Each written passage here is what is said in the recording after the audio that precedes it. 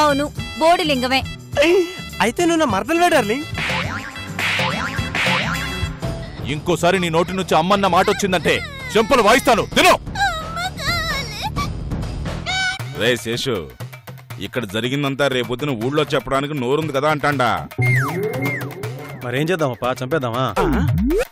ఒక police officer అయ్యుండి court నుంచి వచ్చిన వారెంట్ని గౌరవించాలని తెలీదా?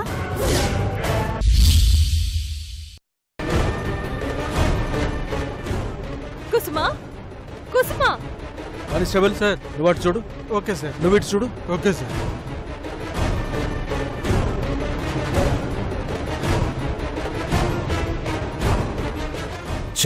రెడ్ హ్యాండెడ్ గా దొరికిపోయాను. ఈ గజనిగాడు పాప ఎక్కడున్నారో ఏంటో.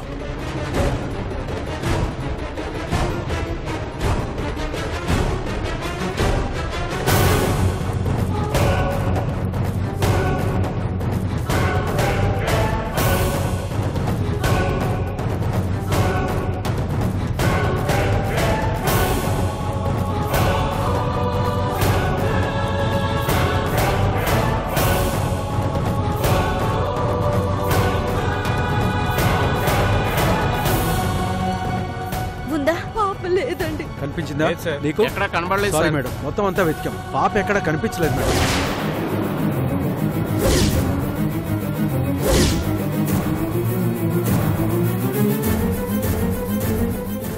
Sorry sir. పాపను ఎక్కడ దాచారో చెప్పండి. మీరు పాపను చూడటానికి ఎప్పుడొచ్చినా నేను అడ్డుపడలేదు. తల్లి నుంచి కూతుర్ని దూరం చేయాలని మీకు ఎలా అనిపించిందండి? నేను తీసుకురావాలనుకుంటే ఎప్పుడో తీసుకొచ్చేవాడిని. పాప నా దగ్గర లేదు.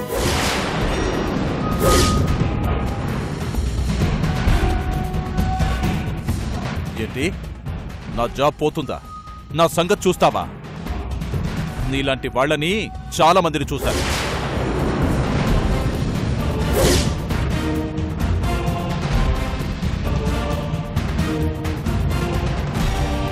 ఈ సెక్షన్ సునందని వెంట పెట్టుకుని తిరిగావంటే లేనిపోని ప్రాబ్లమ్స్ లో ఇరుక్కుంటావు. నా మాట విని వీళ్ళని బయటికెంటే.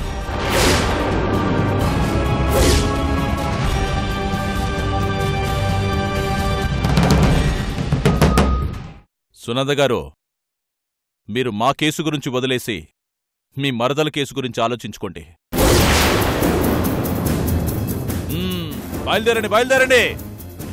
మీరు పాపని ఎక్కడ దాచిపెట్టారో కనుక్కొని అప్పుడు చెప్తారు. పదండి, పదండి. పదండి కీర్తన్ గారు.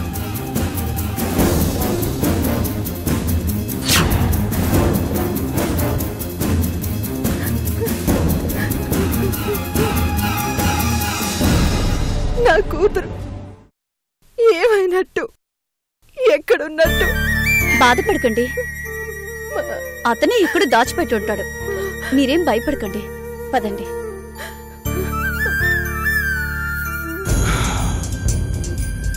గజనీ గడు బాగానే సేవ్ చేశాడు. రై గజనీ, గజనీ!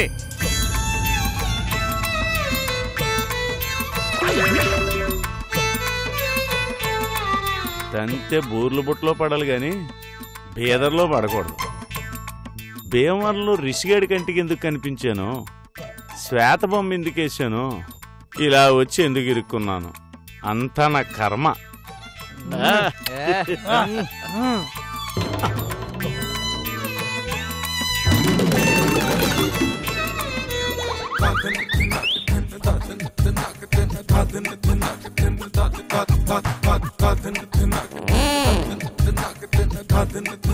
ఏమప్పా శేషు, ఎట్లున్నావు? రే, ఆళ్ళు పేరెట్టి పిలిచి మీరు పేరెట్టి పిలిచి నా పరువు తీయకండిరా. శేషు ఫ్యూచర్లో గ్రేట్ ఆర్టిస్ట్ కాబోతున్నాడు రా.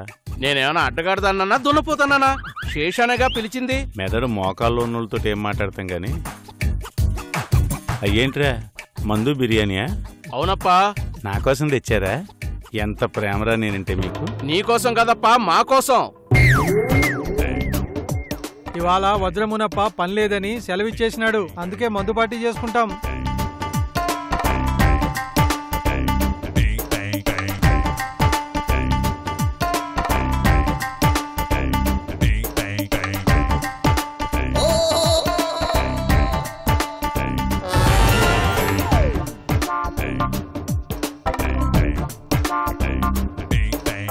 Cheers.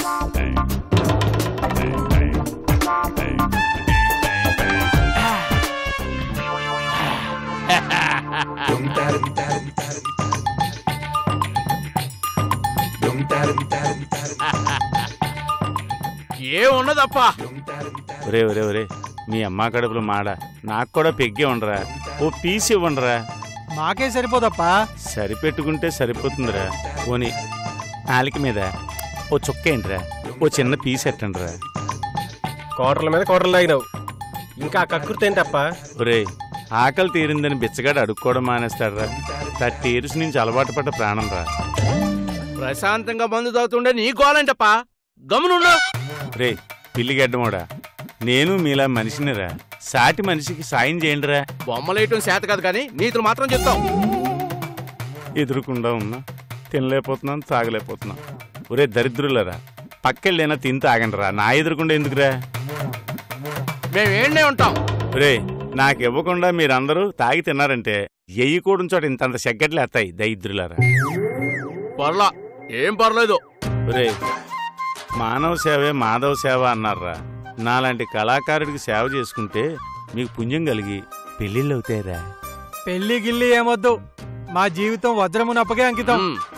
సావండి, ఆడి దగ్గరే సావండి యాదవల్లారా. ఒరే, నాకు మందు తాగించి బిర్యానీ తినిపిస్తే కాళ్ళు చేతులు వస్తాయిరా, అప్పుడు మళ్ళీ బొమ్మలు వేయచ్చు. రండిరా. అట్నా అయితే ఉండి పోతా. అప్పా గ్లాస్ ఒకటి ఇవ్వప్పా.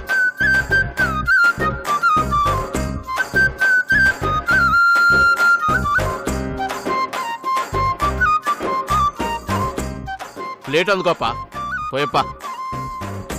చాలు, ఓ పీస్ పెట్టప్పా. అప్పా అక్కడ పెట్టప్పా.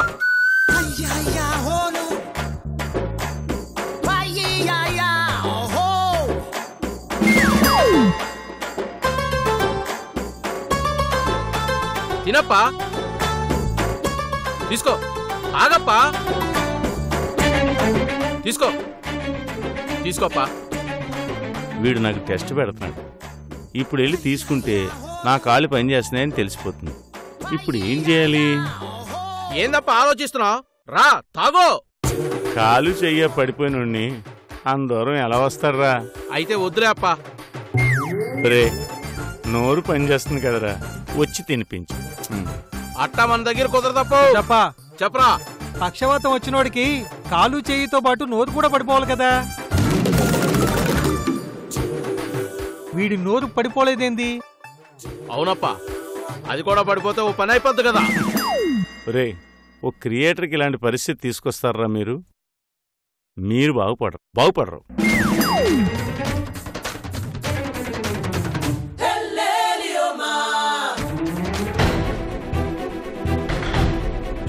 గజని, కుసుమా,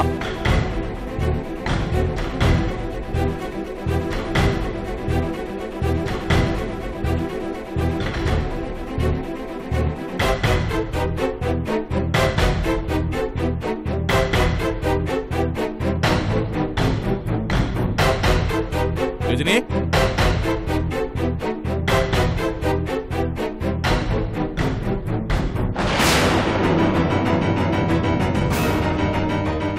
కుసుమా, రే గజని.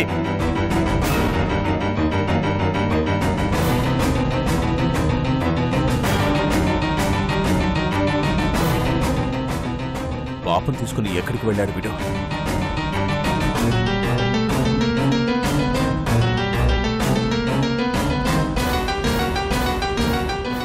రైట్, లిఫ్ట్ చేయరా, లిఫ్ట్ చేయి.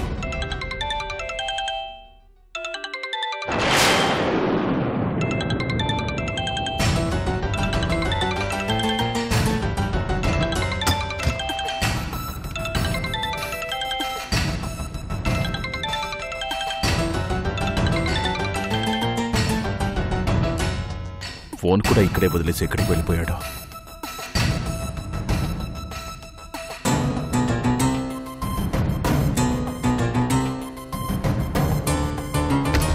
ఈ మధ్యమరుపు గాడు ఎక్కడికి వెళ్ళాడు?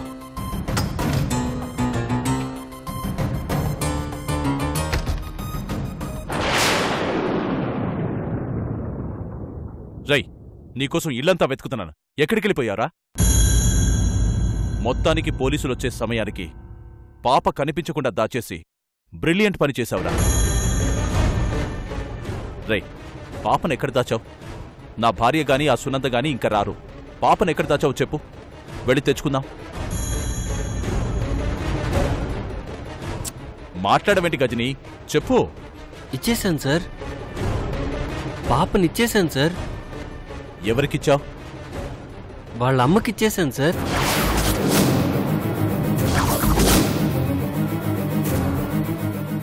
అమ్మ అమ్మ అని అడుగుతోంది. పాప ఏడుస్తూ ఉంటే చూడలేకపోయాను.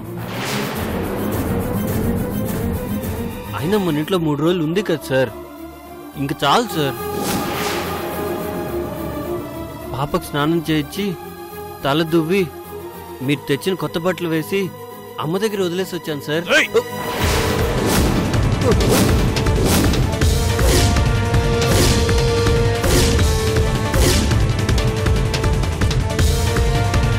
వద్దని చెప్పాను కదా, అయినా ఎందుకు తీసుకెళ్ళావు?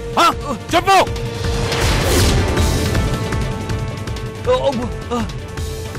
నా మాటనే కాదన్నావంటే నీకెంత ధైర్యం రా? అమ్మ అనిపించింది సార్, అందుకే ఇచ్చేశాను. నీ మీద జాలితో ఇంట్లో పెట్టుకున్నాను, నెత్తిన పెట్టుకున్నానని అనుకోకు. ఈ రానగాడి సంగతి నీకు తెలీదు, చంపేస్తాను. ఒక క్షణం కూడా నా కళ్ళ ముందు నిల్చోవద్దు. పోరా. దారినపోయే దరిద్రాన్ని అనవసరంగా ఇంటికి తెచ్చుకున్నాను. ఓ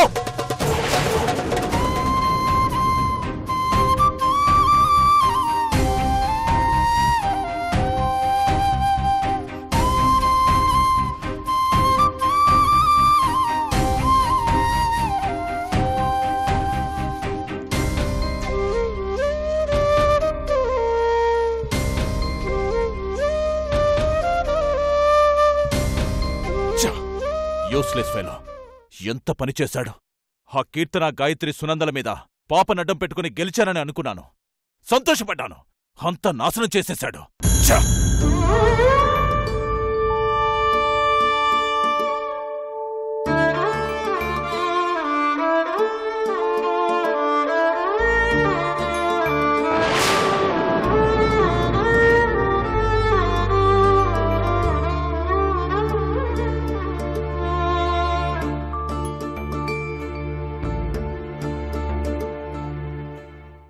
ఇద్దరు కోడళ్ళు ఇంట్లో లేకపోయేసరికి ఇల్లంతా కళాకాంతి లేకుండా అయిపోయిందమ్మా.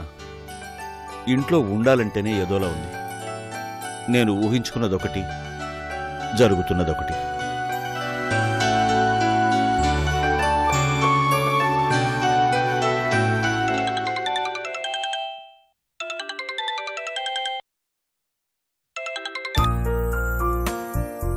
చెప్పండి. ఎలా ఉన్నావు సునందా? బానే ఉన్నామండి.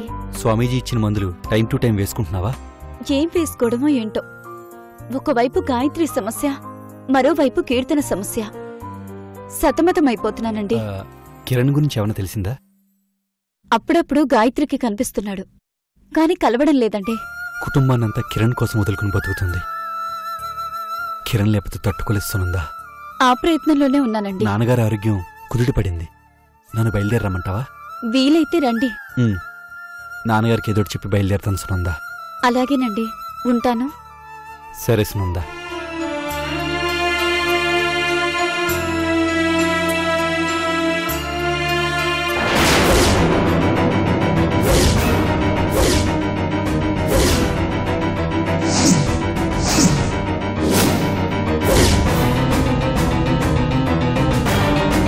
నాన్నగారు, అది ఎవరి గురించి మాట్లాడుతున్నావు? సునంద ఆరోగ్యం గురించి మాట్లాడుతున్నాను నాన్నగారు. నీ భార్య ఆరోగ్యం గురించా లేక నీ చెల్లెలి బాగోగుల గురించా?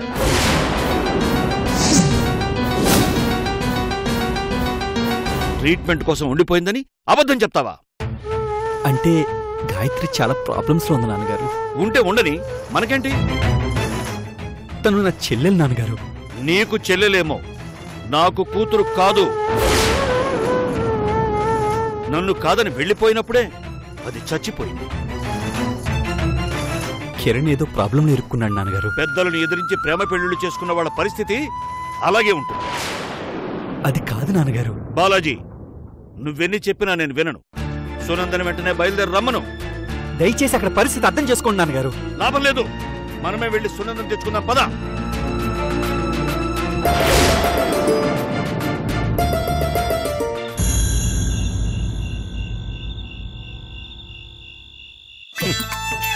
ఈ వేషం వేయకముందు చక్కగా క్వార్టరు బిర్యానీ దొరికేది. ఇప్పుడు అనవసరంగా పక్షవాతం వేషం వేసి అన్నీ మిస్ అయిపోయాను.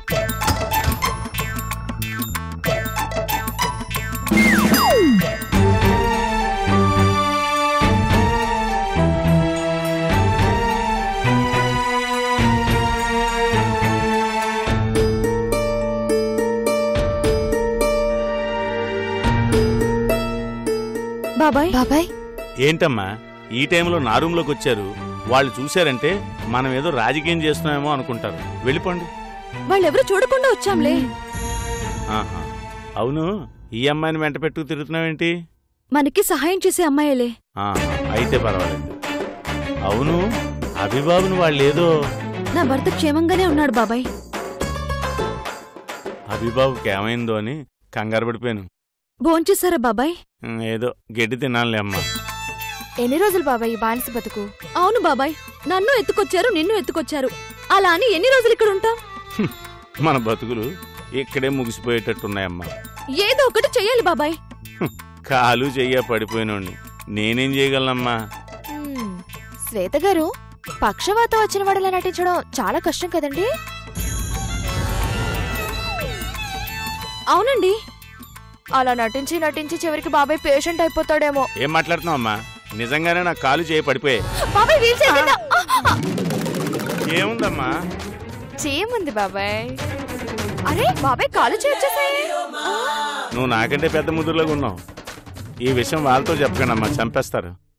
మందంతా ఒకే స్కూల్ బాబాయ్, మేమెందుకు చెప్తాం? జీవితం అంటే నాటకం తెలుసు కానీ మరీ ఇంత పక్షవాత నాటకం అని తెలీదమ్మా.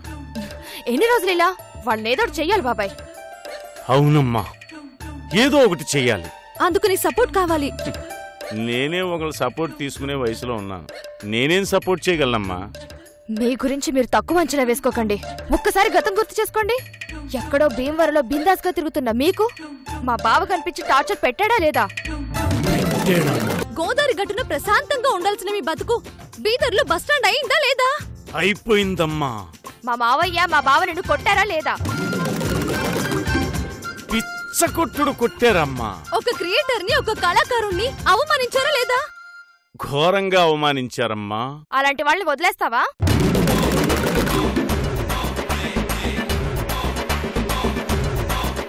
అలాంటి వాళ్ళకి బుద్ధి చెప్పవా? నీకు మీసాలు లేనంత మాత్రాన రోషం లేదనుకుంటున్నారు వాళ్ళు.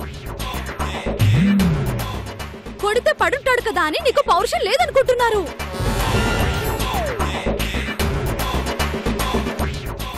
కుక్కని కొడితే కుక్క కూడా పగబడుతుంది బాబాయ్.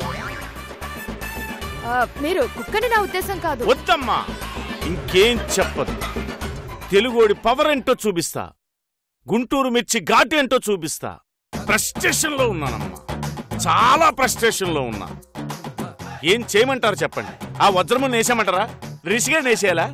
లేకపోతే సిద్ధప్ప గారిని ఆడ అనుచరుల్ని మడత పెట్టేలా? చెప్పండి అమ్మా, చెప్పండి. మనం ఎవరిని చంపాల్సిన అవసరం లేదు బాబాయ్. నువ్వు వెళ్ళి ఆ శశి బొమ్మ గీస్తే చాలు. దాని బొమ్మ గీయాలా? ఎందుకమ్మా?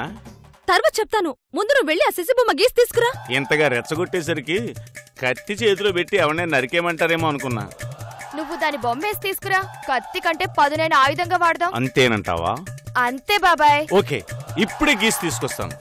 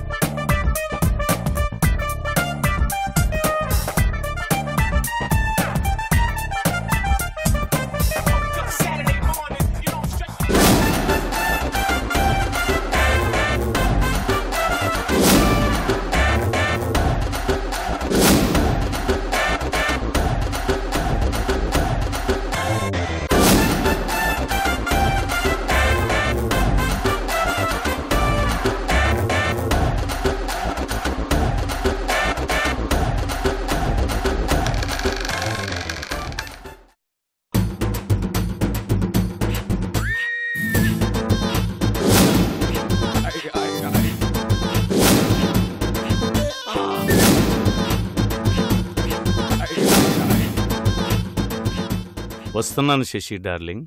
శశివదనే శశివదనే స్వరనీలాంబరి నీవా అందెల వన్నెల వైఖరితో నీ మది తెలుపగరావా అచ్చొచ్చేటి వెన్నెలలో విత్సందాలు నవ్వగనే గుచ్చెత్తేటి కులుకుసిరి నీదా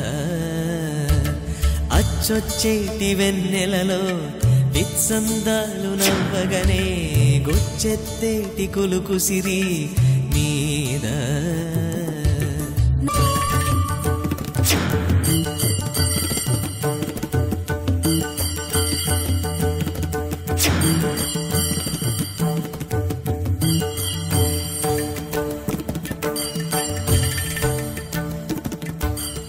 సూపరు.